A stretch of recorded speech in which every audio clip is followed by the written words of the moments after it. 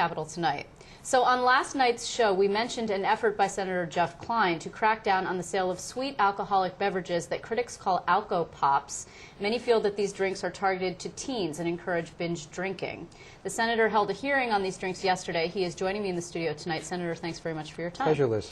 We are joined also by some props. You brought along an iced tea. Iced tea. This is not alcoholic. Correct. I have a Four Loko. This is the kind without caffeine, which is legal in New York. Correct. Just like show to the viewers exactly. You can see, I mean, they're identical, and it's interesting. I think it's done for a purpose because our young people have been growing up drinking iced tea. Right. That looks very much like the Four Loko. This is a transition from something that's perfectly legal, iced tea, into something that high caffeine now has alcohol in it. So it's a real problem, and I think adding the sugar to it, making it so colorful, this is being marketed towards young people, and we have to stop it. So let's talk a little bit, before we talk about the accessibility of this stuff, let's talk about the history. I mean, this does not have caffeine, Correct. as far as I can tell, anyway. It's not supposed to. According to the FDA, additives like caffeine are not legal, and they sent out a warning, and then you had an involvement with the liquor authority. So what happened just there? in the way of background,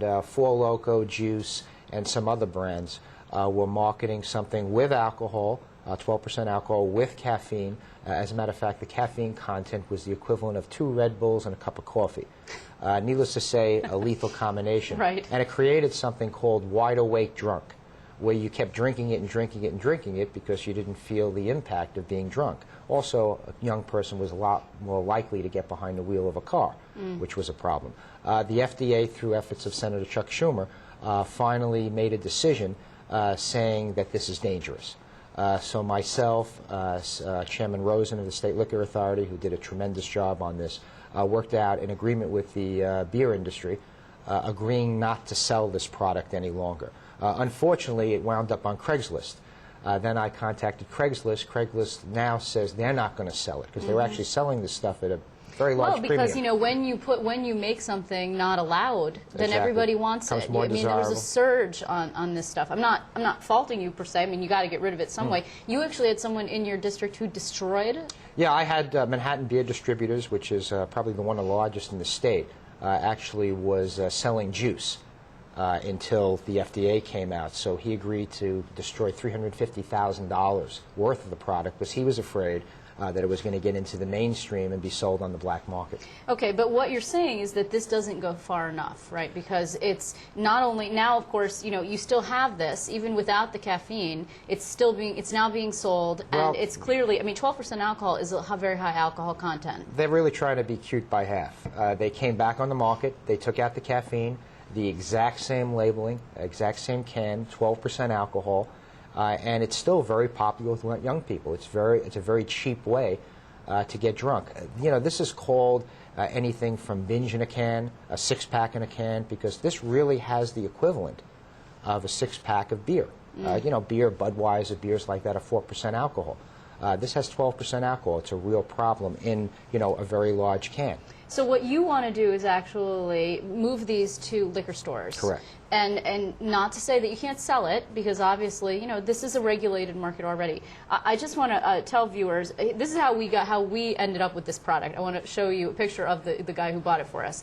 This is a guy named Ken. He works for us. He's 25 years old. We just sent him around the corner to purchase one of these, and he was not carded, which speaks to the problem that you are actually trying to highlight. Yeah, we had a here. sting operation in my district a couple of weeks ago where we had undercover law enforcement. We had a minor who was 18 years old go into 23 convenience stores to buy Four Loko, and was able to buy them in 17 out of the 23.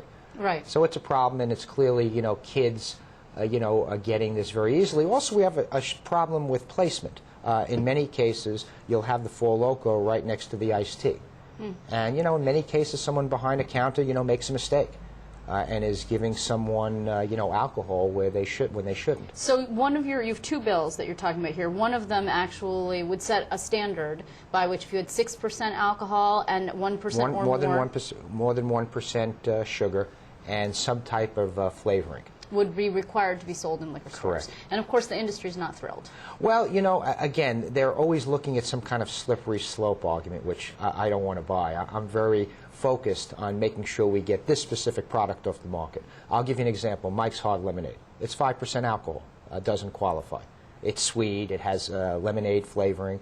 So that's, I believe, a legitimate product. Which isn't being marketed towards young persons. But it's just as dangerous. I mean, but we're not having the same thing that's happening, Liz. I mean, this is, you know, kids can't resist this amount of alcohol, this large amount of alcohol in one can that goes down, you know, so easily.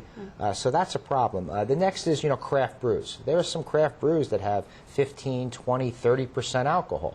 But again, there's no sugar added, 1% anyway, and there's no fruit flavoring. So, I mean, I think by really targeting these specific products and having them sold in liquor store, I'm effectively putting them out of business because there's no liquor store that's going to want to sell this garbage. Okay, so then subsequently you've got what you want is a straight-out ban. I mean, basically what we're talking about here is, yes, it's illegal, or I shouldn't say illegal. Yes, it's difficult to purchase. You can no longer get it with alcohol and caffeine. It's on the black market, etc. But that's because of regulations that the FDA has put in place and because of the state liquor authority, like you said, being willing to play ball with you. But technically speaking, it is not illegal strictly, right? There is no ban in place, so that's what you were looking to do. It's twofold. The first is to make sure that no one else decides to make a caffeinated alcoholic malt beverage.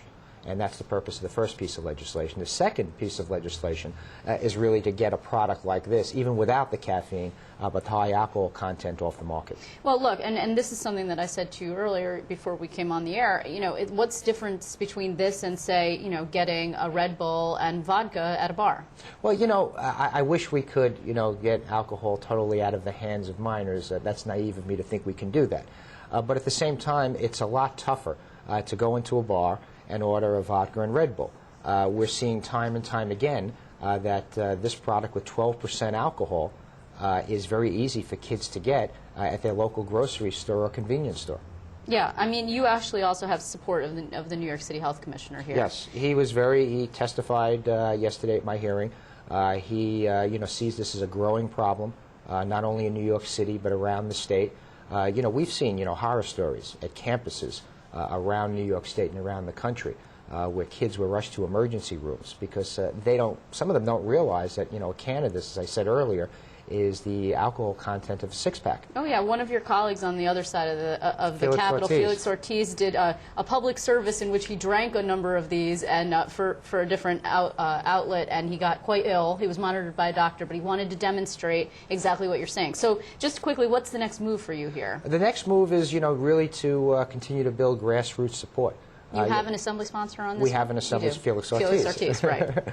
And, you know, we're building up grassroots support. We had a coalition that was very effective yesterday, made up of MAD, a lot of health groups. Johns Hopkins Health Law School testified. They were very, very interesting, where they actually concentrated on the marketing of this product. Cult 45 is producing a version that came out on April 5th. To Cult 45. I get it. So it's Snoop Dogg is promoting the product. So it's very timely. Okay, so obviously not finished here, but we're out of time, unfortunately. But I do want to thank you, Senator Klein, for coming in, and we'll be following the story, of course. Absolutely.